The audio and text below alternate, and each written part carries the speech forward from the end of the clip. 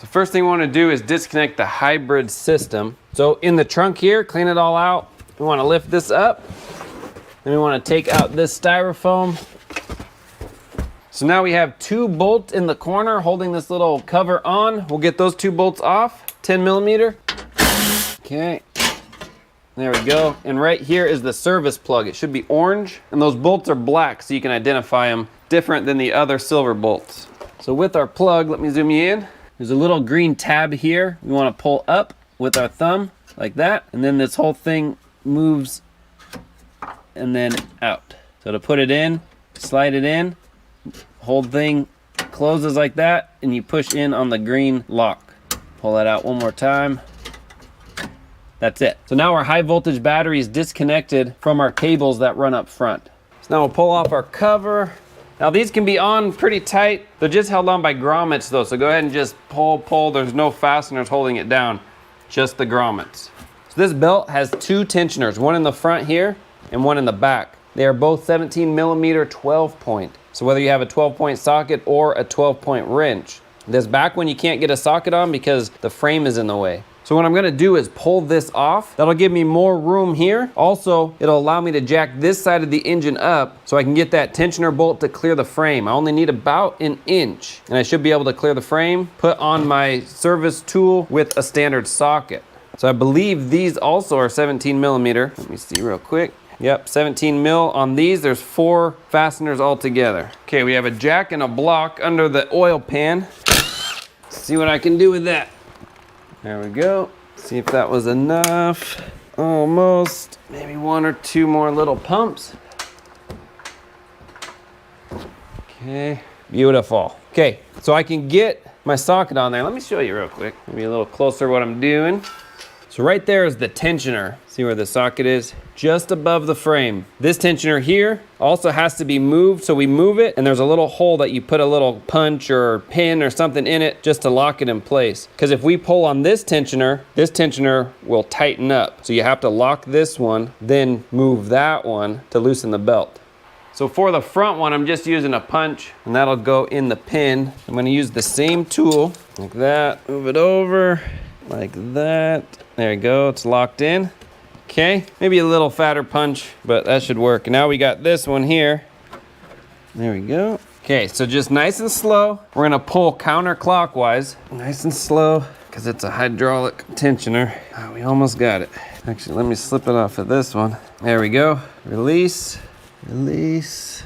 Perfect. It takes a lot of muscle because it's hydraulic, so you just have to slowly release it.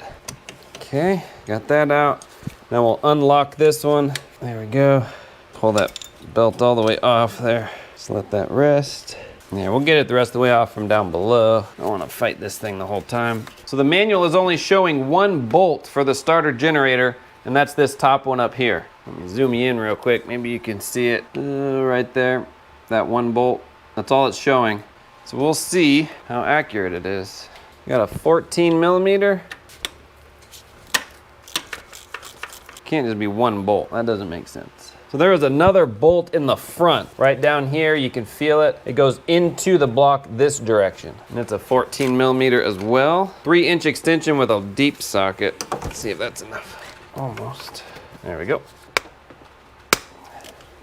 Okay. Okay, there's gotta be more. It's still not wanting to come. Let me look around. So it looks like there's another bolt tucked behind here, behind the intake manifold. We're gonna pull this off here, just some clips, hold it in. So just a pair of pliers like this. We'll get these clips. Pops up like that and out. First we'll remove the duct. That one there, this one down here. Got this hose, pop that off. There we go. Just leave that out of the way and bring it around. So we have this EGR tube. It's like a 12 mil, just so it's loose. Okay, all this harness can be moved out of the way. If you have a small needle nose, you can get behind and just pinch it together and it'll pop right out of its little bracket. If you don't have needle nose, you can get a flathead screwdriver in there and do one side at a time.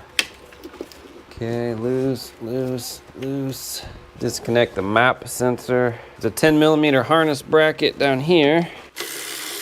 All right, next it has us remove the throttle body and just push it out of the way. Looks like 10 mil. Move that up and over.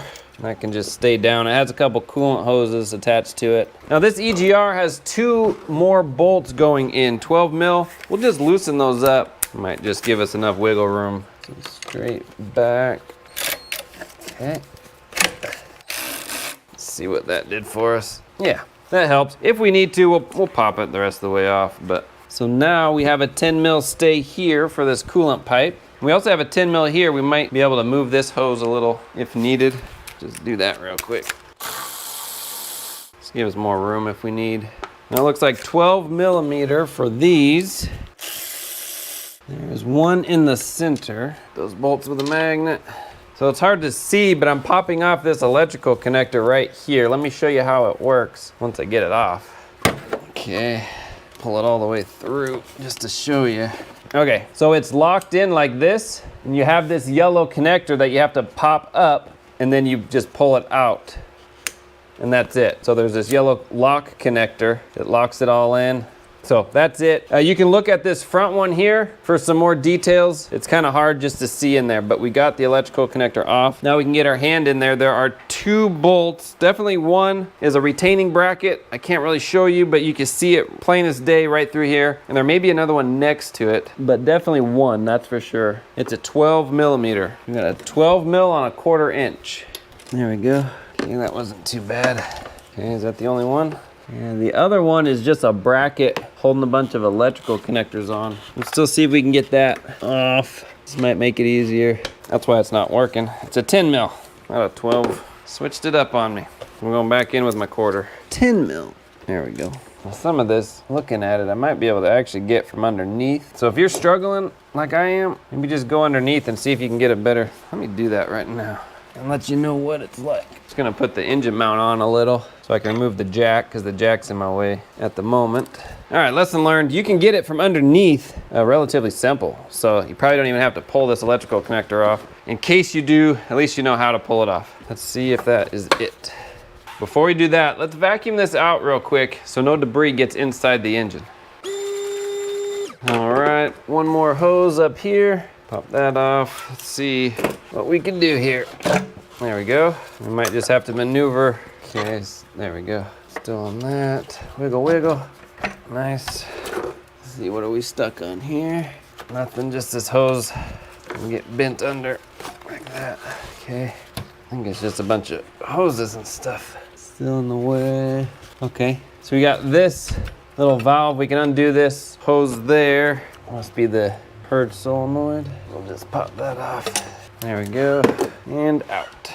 Now these gaskets are rubber, they are reusable. You just have to inspect them. So if they're still raised above the plastic and they're still flexible, then it's up to you to reuse them. If they're hard, brittle, squished flat, then I'd recommend replacing them. Okay, cool. Making progress. So now, looks like we just have to pull these 2 bolts off and then this can come out of the way. Or we can pull the bolts that go into the block. Either way, let's do the ones that go into the block. 14 millimeter. There we go. Hopefully that is it now. Yep.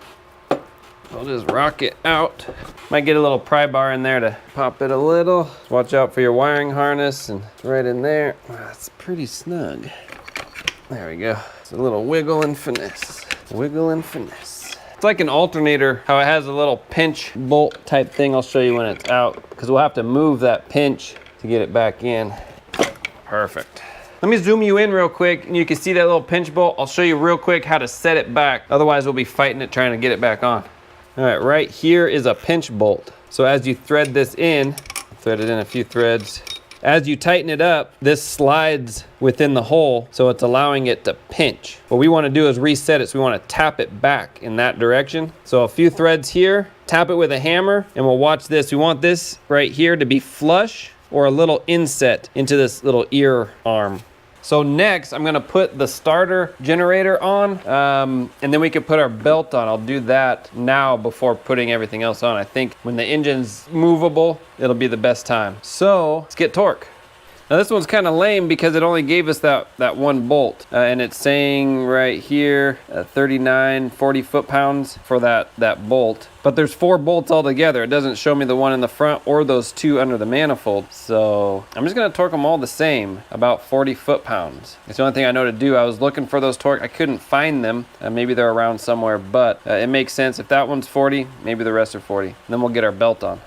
Okay, should just slide right on like that. Get our big through bolt first. I think that'll help line everything up. Okay, now this one goes in the front. Finger tight, now we'll torque all those down. I believe those are all 14. Do this big one in the front last. Now this might take a while to torque because as we're tightening it up, remember that pinch bolt on this side is drawing in. So it has to travel a good amount before it tightens. So it may feel like, oh no, it's just stripping, but no, it's not. It's supposed to do that. So we'll pop this out of the way. Probably in your way though. So what I'm gonna do is, the best that I can, we'll lock this little pin. Okay, something like that. Okay, so let's lock this one first. 17, got a more robust lock pin. There we go, okay. Now we need it on here. Let me see if I can put it on my ratchet, because my ratchet's a little longer and it's a softer handle. That kind of hurt the last time.